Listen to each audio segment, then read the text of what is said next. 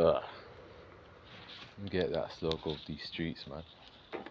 Can't wait for the 51 to hit. It's electric air. What do you man think MT are gonna get? For like 178, 291, 51, 241. Glad they're livening up these routes, man. What do you man think they're gonna get? Personally, yeah, because of the whole contract thing that Go Ahead did with Right Boss, yeah. For every boss they get from Right Boss, they plant trees. I think that's a no-brainer idea. I think that's smart for the environment, yeah. And that's good, because Right Boss is actually cutting them some slack along with this contract as well, where Right Boss are allowing them to purchase their buses for a bit cheaper than other operators usually would have had the upper hand at, you know. So I think it's a good agreement. I think they're most likely going to get electroliners, or if it's not that, BD11s.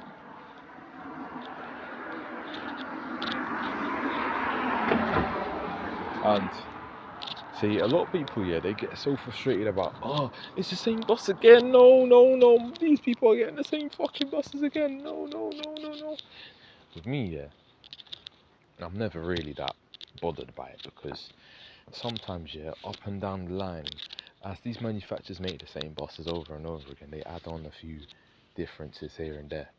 Like, it could be there's an extra part by the window or something like that, or the logo for the manufacturer's changed or something like that, or a seat's placed here but on the other lot it's not there, you know, or like the wall shaping in the interior from this angle is different to this one than the other batch, you know.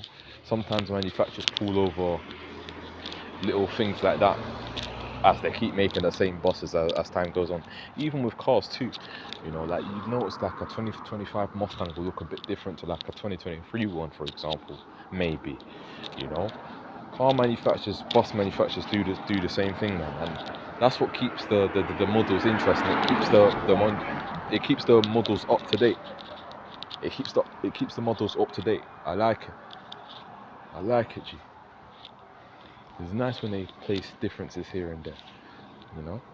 It keeps them interesting, it keeps them alive, you know. Same design 24/7 is not really gonna hit the same, man, you know. So I'm happy that with these manufacturers, sometimes they change over stuff. Like I wonder how the 188 look.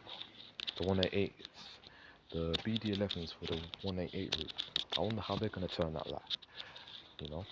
Maybe they may have a different interior light color to all the other BD11s. We'll see.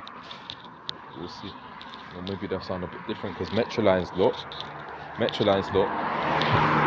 kind of sound a bit different to other operators, you know, to Go Ahead's look.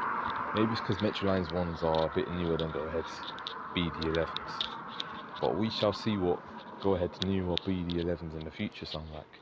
Maybe they'll end up sounding the same as Metrolines look. We'll see, G. You know, it's always interesting, because these bus batches, they're never like, sometimes you may get one or two batches of the same bus type here that are the same, but as time goes down the line, you know, these manufacturers, they start to change stuff up a bit, or the operator chooses different options for the bus that they would like, because these manufacturers, when they're providing buses to companies, yeah, they provide them with different operator needs, and that, you know, like they may say like ADL may still offer their MMCs with the camera instead of mirrors, or sometimes or you can get them with the mirrors instead, you know. ADL do that, yeah. ADL does that. Like, let's say, you know, I think how BYD's doing it is they're allowing different types of traction motors for the BD11 or something, you know. Or like, that's why Metroline's one sound a bit different to Go Ahead's, I've heard. Maybe it could be due to age, because Metroline got their BD11s a bit later than Go Ahead did. So we'll see. Truth will tell. Time will tell when Go Ahead get their other BD11 batches. We'll see if it's really to do with age, or it's actually like an operator's choice. Like,